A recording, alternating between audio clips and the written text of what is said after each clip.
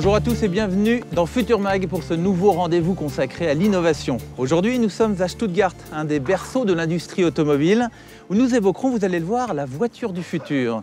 Bien entendu, à tout moment, avant, après ou pendant l'émission, vous pouvez nous retrouver sur arte.tv/futurmag pour découvrir d'autres vidéos, d'autres informations, mais aussi pour nous faire part de vos remarques, de vos idées innovantes. Elles sont les bienvenues. Mais tout de suite, c'est le sommaire. Cette semaine, Futur Mag vous emmène à la découverte d'une bouteille étonnamment simple, pourtant capable de rendre n'importe quelle eau potable. Direction les Philippines à la rencontre de Michael Pritchard, un homme dont l'invention a déjà sauvé des milliers de vies. C'est tout ce que vous avez besoin de faire. Vous enlevez le bouchon, vous tirez l'embout, et vous avez de l'eau propre, stérile et bonne à boire. La voiture autopilotée, un concept qui roule déjà grâce à la technologie embarquée. Capteurs, caméras et GPS font de la voiture un véritable objet du futur. Plus besoin de tenir le volant, elle se gare toute seule et sait lire les panneaux de circulation. Voilà qui offre de nouvelles perspectives aux conducteurs. Un ordinateur ou une procédure automatisée est souvent beaucoup plus fiable qu'un humain, pourvu qu'elle soit bien faite. Suivre gratuitement et sur Internet des cours d'université prestigieuses, c'est désormais possible grâce au MOOC. Ce phénomène récent connaît un succès fulgurant dans le monde entier. À Potsdam, en Allemagne, l'Université des sciences appliquées vient de se lancer dans l'aventure. Immersion dans l'école de demain. Ce cours s'adresse à des débutants, des personnes qui n'ont jamais étudié le cinéma, la littérature ou encore la dramaturgie.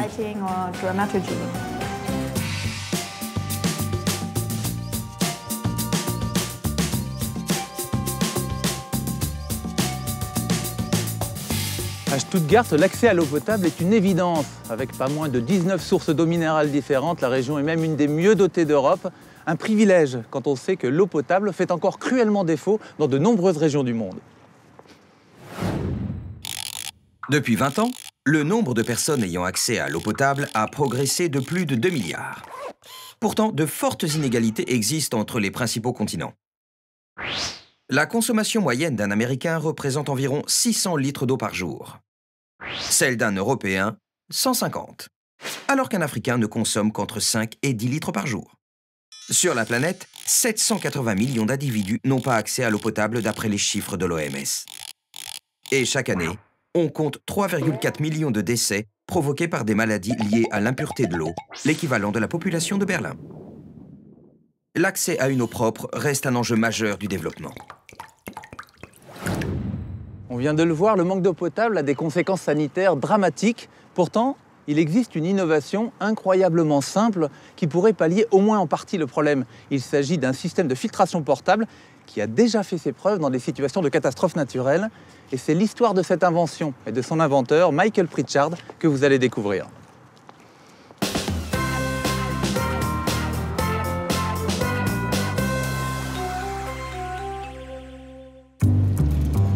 L'homme assis dans le camion n'est pas un touriste.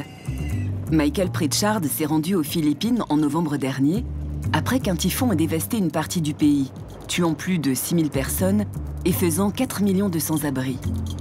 Il a apporté avec lui une invention géniale, sans électronique ultra sophistiquée, très simple à utiliser et qui sauve des milliers de vies. Un jerrycan qui rend l'eau potable. Avant de poursuivre le voyage aux Philippines, direction l'Angleterre, où se trouve l'entreprise de Michael. C'est ici que sont assemblées les bouteilles, les jerrycans et les citernes qui permettent de purifier l'eau. Nous sommes dans l'une de nos usines. C'est ici que nous assemblons tous nos produits, nos jerrycans, nos bouteilles. Voilà une bouteille qui vient de sortir de la ligne de production. Vous pouvez voir la cartouche et à travers les trous, la membrane. Retournez la bouteille, dévissez la base, et c'est ici que vous versez l'eau sale. L'un des principaux composants qui fait que c'est si simple à utiliser, c'est la pompe. Elle permet de mettre de la pression dans la bouteille, et c'est ça qui force l'eau à passer à travers le filtre. Tous nos produits bénéficient de cette technologie. Mais le composant essentiel de la bouteille, c'est ce filtre, particulièrement innovant et dont le processus de fabrication breveté est top secret. Voici les membranes qui sont à l'intérieur. Ce sont des membranes filtrantes hydrophiles faites à partir de plastique recyclé.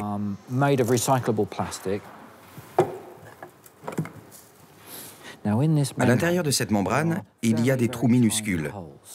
Mais ce qui est important, c'est comment ces trous sont fabriqués, comment ils sont agencés. C'est assez facile de fabriquer un seul trou, mais d'en fabriquer des milliards, ça c'est vraiment difficile. La pression à l'intérieur de la bouteille force l'eau à passer à travers le trou. Ces dizaines de fils sont ensuite agglomérés entre eux, et c'est d'ici que sort l'eau filtrée. Le plus petit virus, celui de la polio, mesure 25 nanomètres. Le filtre, lui, peut retenir des particules de 15 nanomètres. Aucun pathogène ne peut donc passer à travers. Le nanomètre est 1 million de fois plus petit que le millimètre. Parfois, vous avez une contamination chimique et il faut la réduire le plus possible. Le carbone actif est vraiment la bonne solution. Et nous avons un filtre en carbone dans la bouteille. Ça se fixe là et ça vient à l'intérieur de la bouteille. Ça enlève les métaux lourds, les pesticides, ce genre de choses. Dernière invention en date, le cube. Nous améliorons en permanence nos produits. L'un des problèmes que nous avons rencontrés sur ce produit, c'est avec le robinet. Une fois sur le terrain, nous nous sommes rendus compte que le robinet était trop difficile à ouvrir pour des enfants. Alors on l'a retravaillé. Nous sommes retournés à la table de dessin et maintenant nous avons un produit qui est vraiment simple à utiliser pour des enfants. Un objet si simple qu'on se demande pourquoi personne n'y a pensé avant. Michael, lui, a créé cette technologie en 2007. Il a pris conscience de la gravité de la situation il y a 9 ans, alors qu'il assistait impuissant devant sa télé au ravage du tsunami asiatique en décembre 2004. J'ai vu ces événements terribles se dérouler sous mes yeux. Des gens obligés de fuir dans les collines, de boire de l'eau contaminée ou de ne rien boire du tout et qui risquaient de mourir. Et la seule chose qu'on était capable de faire, c'était de leur lancer quelques bouteilles d'eau par hélicoptère. Alors j'ai décidé de faire quelque chose. Au bout de 18 mois, sans aucune formation scientifique, cet ancien commercial crée sa première bouteille. Et il va maintenant nous faire une démonstration de son efficacité.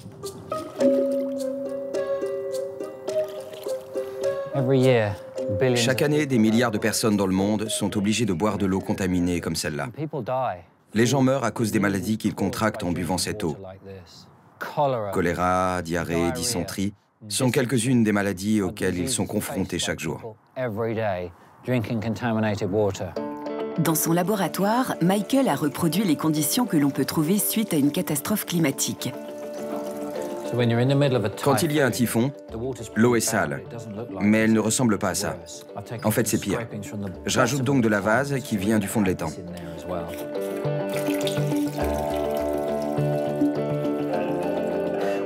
C'est une technologie infaillible. Quand le filtre ne marche plus, on ne peut plus utiliser la bouteille. Vous avez soit de l'eau potable, soit pas d'eau du tout.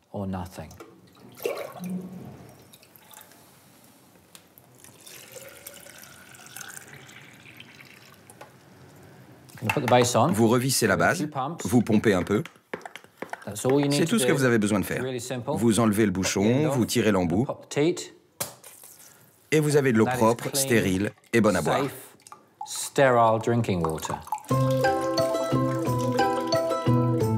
Grâce à cette technologie, il sauve des milliers de vies chaque jour. Quand je prends du recul et que je pense à toutes les grandes choses que nous avons faites en 7 ans, c'est très satisfaisant de savoir que nous aidons les gens chaque jour.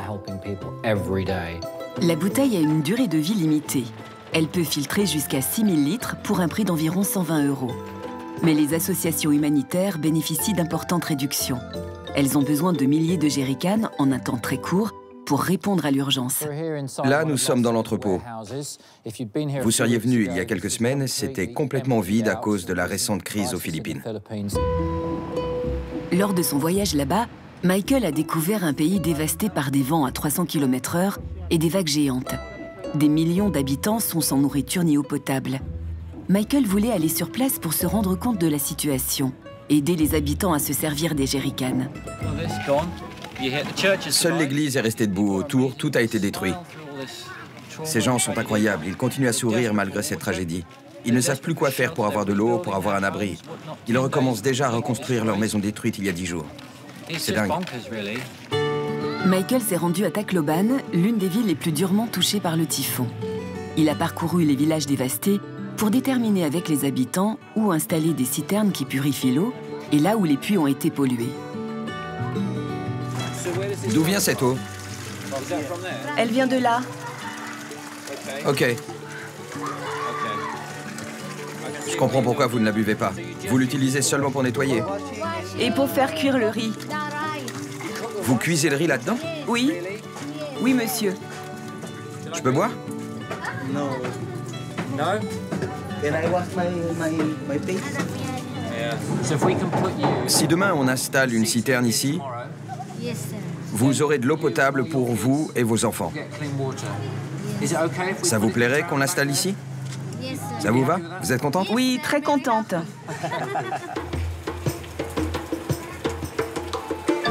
Pour installer des citernes, il faut une source d'eau disponible et un sol en béton. La citerne est ensuite remplie grâce à un seau ou à une pompe manuelle. Aujourd'hui, dans le monde, 2000 citernes ont été installées et près de 40 000 jerrycans distribués en Malaisie, en Haïti, en Inde ou au Pakistan.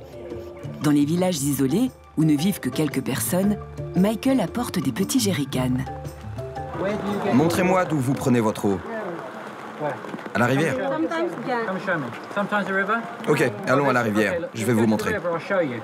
Le cube peut subvenir aux besoins d'une famille de 4 personnes pendant 3 ans. Les vies sauvées, ce sont d'abord celles des enfants, premières victimes des intoxications, avec près de 2 millions de morts chaque année. Le jerrycan est une vraie révolution, car il marche sans électricité. Une denrée rare en cas de catastrophe naturelle. Michael est optimiste. Il espère éradiquer le problème de l'eau dans le monde d'ici à 2030 avec un simple geste.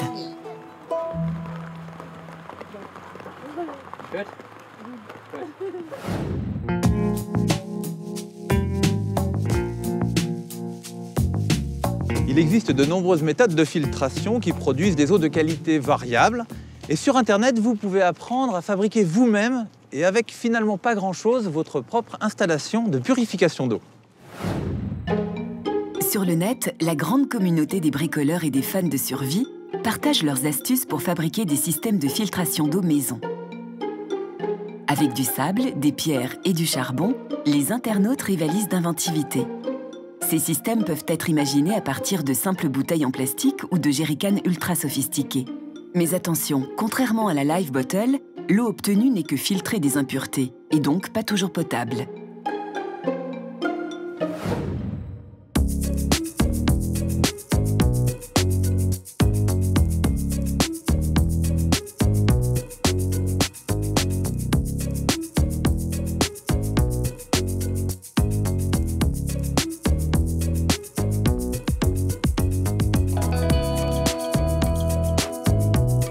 Nous sommes maintenant au Mercedes-Benz Museum, un musée entièrement consacré au constructeur allemand. Et ici, du tout premier moteur à combustion interne au modèle dernier cri, on peut suivre 130 ans d'histoire de l'automobile. Un endroit idéal pour évoquer la prochaine étape, les voitures autopilotées. Elles roulent déjà et je vous invite à bord.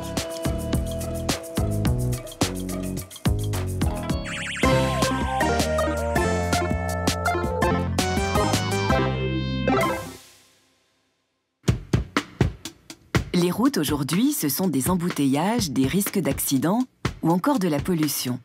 Pour le conducteur citadin, se déplacer en voiture est souvent désagréable et stressant. Conscients du problème, scientifiques et ingénieurs ont trouvé une solution. Une voiture intelligente qui se conduit toute seule.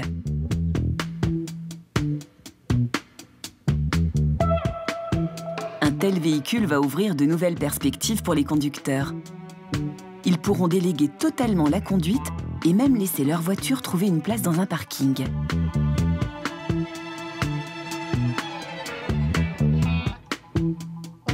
Ludovic Bu, sociologue, explique l'intérêt d'une telle innovation. La voiture sans conducteur, c'est un progrès en matière de sécurité routière, assurément. Ça sera une possibilité pour des gens qui ont du mal à se déplacer aujourd'hui de mieux ou plus se déplacer. Et ça permettra aussi de limiter le nombre d'embouteillages, ou en tout cas d'en limiter les nuisances. Donc c'est plutôt une perspective intéressante. Ça sera moins angoissant que la conduite d'aujourd'hui probablement et moins fatigant, on peut l'espérer. La voiture sans conducteur n'est pas qu'une prouesse technologique. Elle sera utile pour tous, y compris pour les invalides, qui pourront un jour retrouver l'autonomie d'une voiture. Les plus avancés en matière de voitures autonomes, ce sont les constructeurs allemands qui testent régulièrement leurs prototypes en ville et qui sont prêts à les lancer sur le marché. Direction Munich pour découvrir le prototype de ce constructeur capable de s'orienter tout seul sur un itinéraire programmé. Ce véhicule ressemble à n'importe quelle voiture de la marque, mais il est doté d'un système de conduite automatique qui s'active très simplement. Pour allumer le système, tout ce que j'ai à faire est d'appuyer sur ce bouton et la voiture prend le contrôle. Elle se maintient toute seule sur la voie. Elle garde sa distance par rapport à la voiture devant, elle reconnaît les limitations de vitesse et elle peut doubler si une voiture ralentit devant.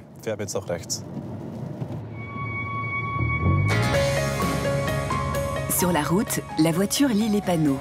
Elle est capable de prendre la bonne bretelle de sortie et si une limitation de vitesse change, la voiture peut ralentir ou accélérer.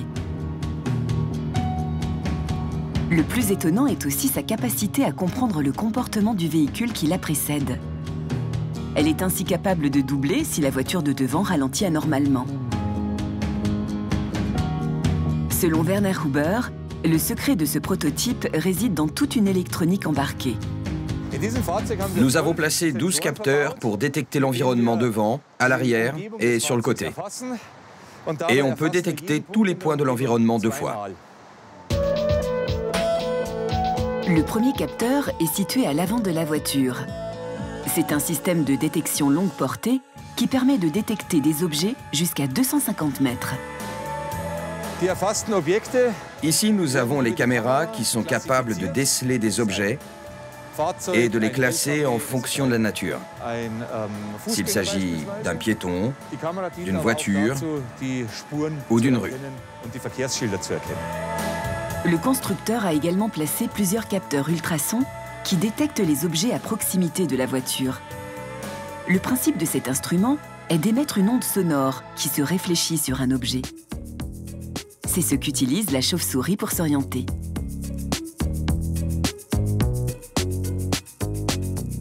Et enfin, il faut ajouter un instrument de localisation, comme le GPS.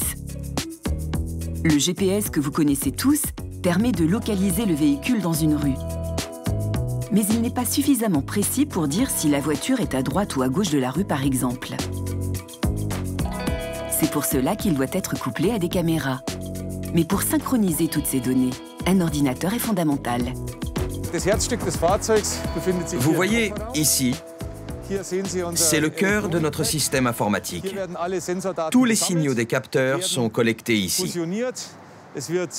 La situation est analysée et les instructions sont transmises à la voiture qui décide quand tourner le volant et régule la vitesse.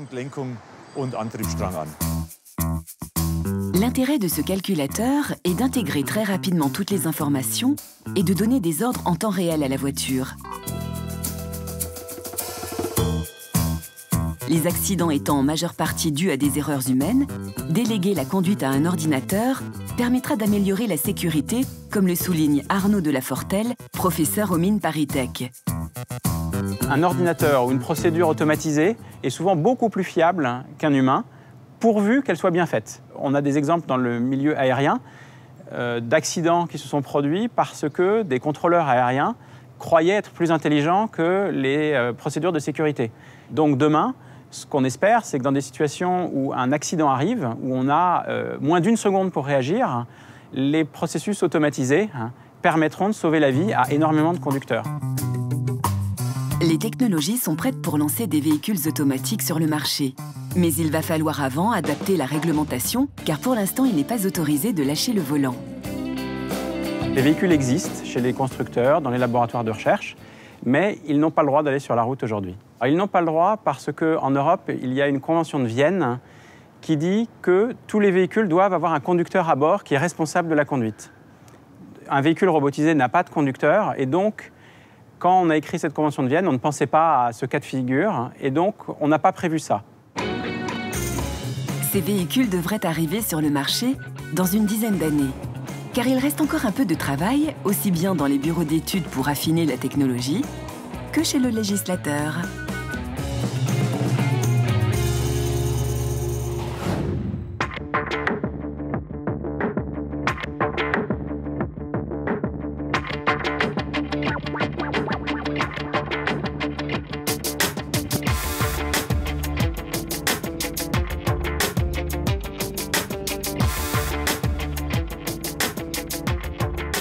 Je suis maintenant avec Clément Gleich. Bonjour Clément. Bonjour. Vous êtes journaliste spécialisé en automobile. Est-ce que vous pensez qu'effectivement la législation sera un frein au développement des voitures autonomes? Non, je crois que le législateur sera le cadet des soucis de la conduite autonome. Il faut en effet savoir que l'Allemagne possède un lobby automobile très puissant et à même d'influencer les lois. D'ores et déjà, de nombreux prototypes circulent de manière totalement légale grâce à des dérogations. La loi ne fera que s'adapter aux progrès techniques, mais également à la future demande du consommateur en la matière.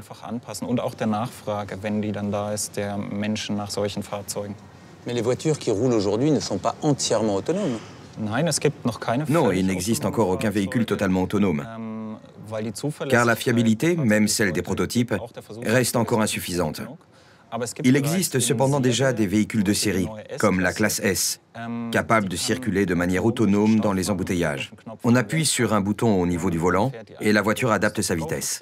Elle peut monter jusqu'à 60 km/h et au-delà, on reprend le volant pour rouler manuellement. Est-ce que vous diriez que cette technologie est prête? Non, elle n'en est encore qu'au stade du prototype. Il reste beaucoup de progrès à réaliser, en particulier au niveau des détecteurs. La météo est un vrai casse-tête. Par temps de pluie, les gouttes qui tombent sur les détecteurs dévient la lumière. En outre, la saleté entrave la vue des caméras en se déposant sur l'objectif. Il reste donc des problèmes à résoudre. Mais nous nous attelons à la tâche et nous y parviendrons. Est-ce que vous diriez que la voiture autonome est amenée à être plus fiable qu'une voiture conduite par un être humain? En effet, oui. Nous espérons suivre l'exemple de l'aviation, où le taux global d'erreur sur tous les avions a été sensiblement réduit, et par là même, le nombre d'accidents et surtout de morts. La problématique est similaire. Alors même si les voitures autonomes seront plus fiables, il y aura quand même des accidents. Alors que se passera-t-il dans ce cas-là? Qui sera responsable? C'est la question qu'on a voulu poser avec les mésaventures de Monsieur Keller. Regardez. Monsieur Keller vient de s'acheter une belle voiture et pourtant il va cesser de conduire car cette voiture se conduit toute seule. Monsieur Keller veut aller voir la mer mais en chemin, sa voiture rencontre un vrai dilemme. Sur la route, alors que Monsieur Keller admire le paysage, un enfant traverse brutalement pour attraper son ballon. Que doit faire la voiture de Monsieur Keller? Freiner in extremis et risquer de blesser l'enfant?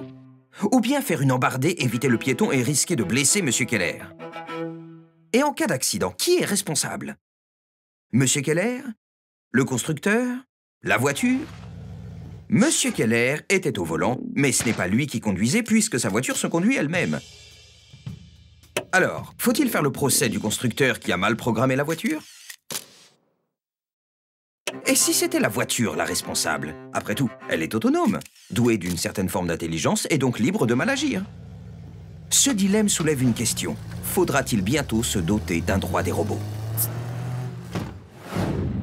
Clément, pensez-vous qu'il va falloir créer une loi des robots? Nous avons déjà toutes les lois dont nous avons besoin. Si une voiture fait une erreur ou un accident, le constructeur est le responsable juridique. C'est déjà comme ça aujourd'hui. Si un système de sécurité ou une pièce mécanique ne marche pas, on fait une enquête et si le résultat de l'enquête montre qu'il y a un défaut de construction, c'est les fabricants qui doivent assumer la responsabilité. Et selon vous, quels sont les avantages de la voiture autonome? Selon certaines études, il suffirait d'atteindre 10 ou 15% de voitures autonomes pour que le trafic soit fluidifié et pour éviter la plupart des embouteillages engendrés par une circulation irrégulière. Donc plus nous aurons de voitures autonomes, plus on circulera aisément. À terme, est-ce que vous pensez que la voiture autonome va devenir obligatoire? Je crois que c'est une idée qui plaît beaucoup aux gens, car cela signifie un contrôle accru. Ça veut dire que le permis de conduire lui-même va disparaître?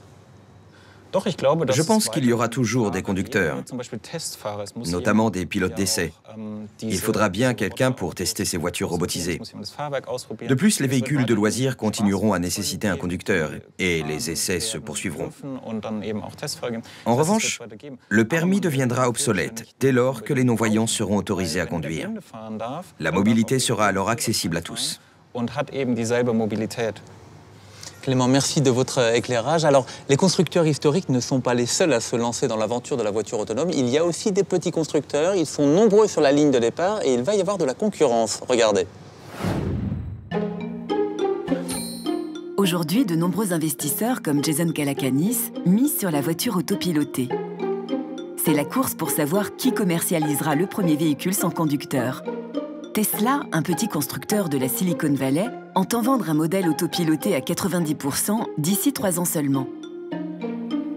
Déjà réputée pour avoir lancé avec succès une voiture de sport électrique, cette start-up se lance dans la compétition face aux géants de l'industrie automobile. Plus de détails sur le site de Futur Mag.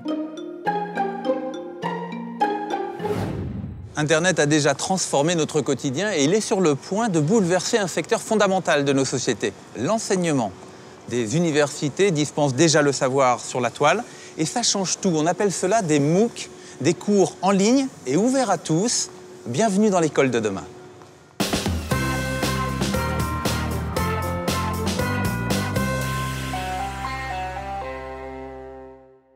Bienvenue dans notre MOOC sur l'art de raconter des histoires.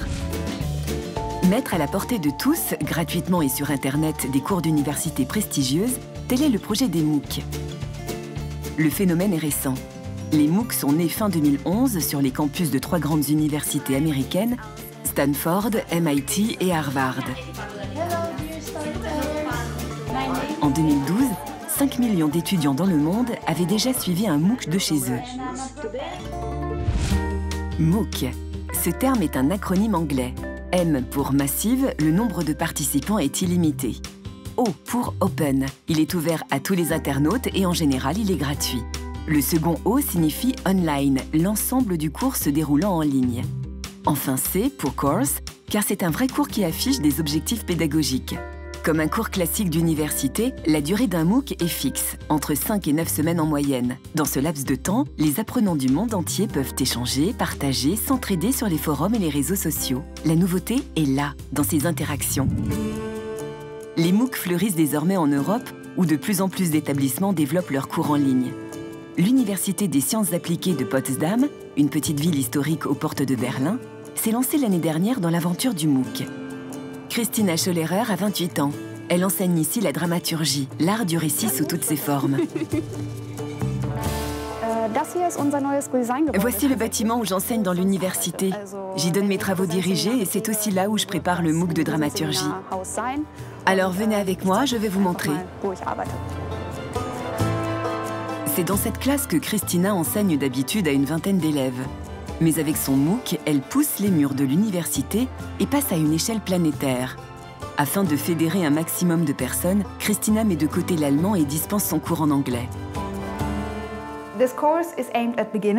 Ce cours s'adresse à des débutants, des personnes qui n'ont jamais étudié le cinéma, la littérature ou encore la dramaturgie. Par conséquent, nous reviendrons aux basiques, c'est-à-dire comment créer un personnage, des décors et des intrigues. Notre but est de vous inspirer et que vous soyez une source d'inspiration les uns pour les autres, en posant et en répondant à des questions au sein de la classe. À partir de maintenant, il y a 8 semaines de cours accompagnés à chaque fois d'exercices. Pour se rendre compte de l'ampleur et de l'intérêt que suscitent les MOOC, 85 000 personnes provenant des 4 coins de la planète suivent ce cours en ligne de dramaturgie. C'est 25 fois plus que la totalité des étudiants de cette université de Potsdam. Voici la carte des gens qui suivent mon cours. Nous avons des Philippins, des Indonésiens, des Indiens, des Bangladais, des Pakistanais, des Afghans, mais aussi beaucoup d'Américains, tous les pays d'Amérique du Sud et des personnes de toute l'Afrique. Ce MOOC nous a permis de découvrir beaucoup de choses, mais il a soulevé des questions auxquelles on ne s'attendait pas. Par exemple, un Pakistanais nous a demandé comment accéder au MOOC autrement que par YouTube. Car les ressources vidéo de YouTube sont proscrites dans son pays. Il n'y a pas d'accès. Voici un autre élément. Regardez. Si on zoome sur Paris, on peut voir précisément qui suit notre cours. Voici Pauline, une des étudiantes parisiennes du cours de Christina. Comme une majorité des gens qui suivent les MOOC, elle a déjà quitté les bancs de l'université. Pauline retrouve Franck, un de ses camarades du MOOC, mais cette fois-ci en chair et en os. Coucou. Ah, salut Paula. Car les MOOCeurs, comme on les appelle, ne se cantonnent pas qu'aux échanges sur les réseaux sociaux. Ils créent des communautés par ville pour se rencontrer. Une bonne façon de se motiver. Je sais que tu vas vraiment aimer ce cours. Alors moi je pense que c'est ça la réponse. On va voir si j'ai raison. Non, not correct. Et cette professeure qui est junior quand même, elle a, je pense, 10 ans de moins que moi. Et elle est très pédagogue, elle connaît très bien son sujet. J'ai suivi des cours du même ordre, hein, sur le même sujet, donnés par des grands pontes américains, pendant 3 jours dans des amphis de 300 personnes. J'ai pris énormément de notes, je me souviens de beaucoup moins de choses. C'était pas participatif comme ces MOOC, à la fois plus impersonnel, bizarrement, alors qu'on était tous dans la même salle. Et là, je peux pas voir les 80 000 autres personnes, mais je les sens beaucoup plus présentes, en fait. C'est ça qui est curieux, parce qu'on participe, on s'envoie des choses, il y a des forums. Donc, ça a beau être virtuel, en fait, c'est presque plus réel, cette sensation de partager le cours. Il y a un mois encore, Franck n'avait jamais entendu parler des MOOC. C'est un de ses amis comédiens qui lui a conseillé de s'inscrire à ce cours en ligne de dramaturgie. Il n'y a pas de limite maintenant pour l'apprentissage. On se rend compte que pour le moment, là, je suis fixé sur ça, mais que un peu plus tard, je vais peut-être faire de l'architecture. Et ça, c'est ouvert, c'est à l'infini. Il n'y a pas de limitation d'âge, et ça, c'est quand même bien. Ni de diplôme. Ni de diplôme. On n'analyse pas votre dossier comme dans une université quelconque. On a accès directement, c'est formidable, c'est une révolution. Du point de vue des universités, les MOOC offrent une visibilité exceptionnelle et l'opportunité de recruter de futurs étudiants. Chaque semaine, l'équipe du MOOC met en ligne les vidéos, quiz, textes qui composent le chapitre sur une plateforme dédiée au MOOC. Des plateformes conçues pour pouvoir faire face au trafic que ces cours génèrent. Pour accéder au MOOC de son choix, l'étudiant, lui, doit simplement s'inscrire sur la plateforme. Et sur certains MOOC, il a même la possibilité de valider ses acquis par un certificat. Mathieu Nebral expérimente sur certaines de ses formations. À l'origine d'Open Classrooms, une start-up qui propose plus de 800 MOOC, il évoque les difficultés de contrôle. Évidemment, on peut toujours imaginer des solutions de triche, et même dans des salles de classe, qui est la façon la plus verrouillée, je dirais, de tester, il y a toujours de la triche. Au bac, il y a de la triche. Il y a plusieurs approches en fait, pour tester la validité d'étudiants et savoir si c'est bien la personne qui prétend être. La première évidente qu'on fait, c'est qu'on lui demande son nom, son prénom, une pièce d'identité qu'on stocke de façon cryptée. Ensuite, ce qui se fait aussi traditionnellement, c'est de faire prendre une photo par webcam interposée de la personne qui est devant son ordinateur. Ça, c'est je dirais, le niveau 0 de la sécurité. On a aussi la possibilité de le faire passer directement dans une salle, surveillée. Et on a aussi une solution intermédiaire qui est en train d'émerger, qui s'appelle le online proctoring, qui a la possibilité en fait, pour les gens de le faire de chez eux, mais surveillé en continu par webcam, par une sorte de super surveillance sur Internet. Et donc une personne qui peut être en Afrique peut passer sa certification sans problème. Ces certificats auront-ils un jour la même valeur que ceux délivrés au sein des universités? Les MOOC vont-ils permettre dans les faits aux personnes les plus défavorisées de la planète d'accéder au savoir? Est-ce la fin du schéma classique de l'enseignement? De nombreux enjeux attendent les MOOC. See you soon. À bientôt. Bis bald und viel Spaß. Je suis maintenant en ligne avec Dominique Boulier. Bonjour. Vous êtes professeur de sociologie à Sciences Po. Alors merci de vous être connecté avec nous via Internet. Alors les MOOC, est-ce que c'est la fin de l'enseignement classique? Non, certainement pas. C'est au contraire une chance pour l'enseignement classique de se rénover, de modifier ses pratiques en apprenant de ce que nous sommes obligés de faire en ligne. Et de quelle manière concrètement les MOOC peuvent changer la manière d'enseigner? Il est très important déjà de voir que cela repose sur des supports vidéo notamment, et donc le spectateur ou l'auditeur ou l'étudiant doit être capté par un matériel audiovisuel de qualité.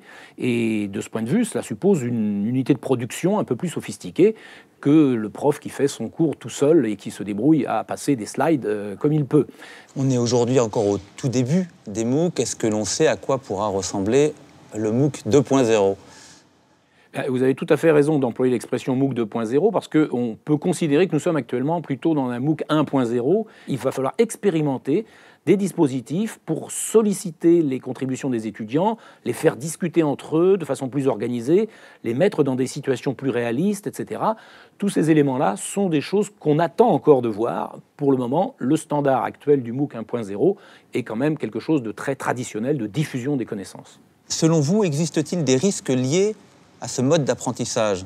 Le risque principal pour les MOOC, du point de vue de l'apprenant, c'est de croire qu'il a accès à un savoir de top niveau et qui va lui garantir une réputation à travers le fait qu'il est connecté à une université renommée, alors qu'en réalité, il n'a pas forcément approfondi le sujet, parce que dans les contraintes des MOOC standards, eh bien, il faut passer assez rapidement sur un certain nombre de choses et aboutir à des quiz et à des réponses assez stéréotypées qui mettent en valeur surtout sa mémoire.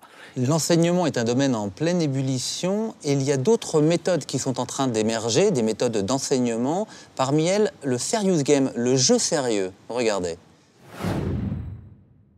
Voici 3 nouvelles formes d'enseignement qui vont transformer l'éducation.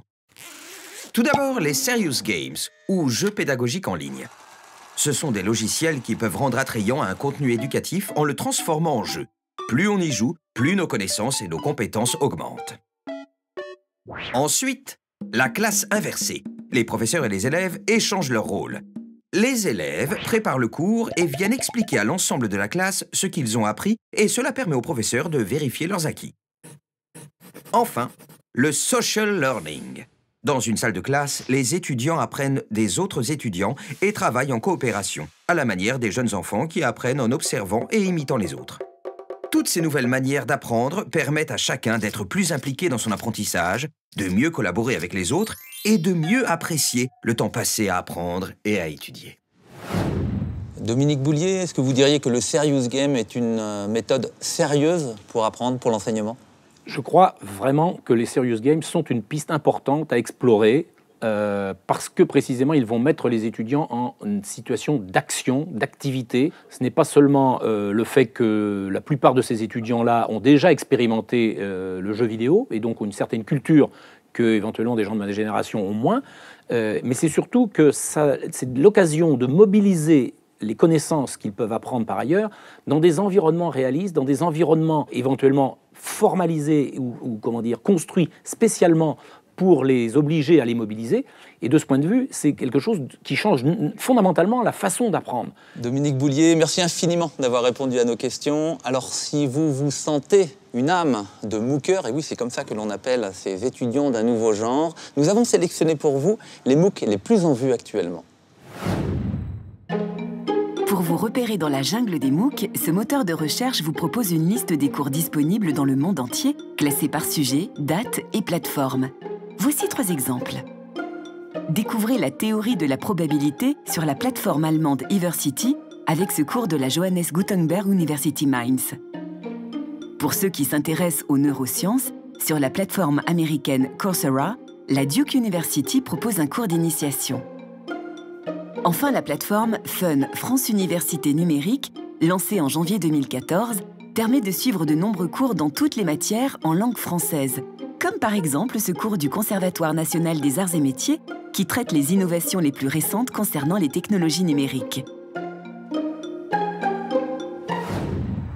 Nous arrivons maintenant au terme de cette émission, mais n'oubliez pas, vous pouvez nous retrouver sur arte.tv/futurmag, le site incontournable pour suivre l'innovation. Salut und bis bald!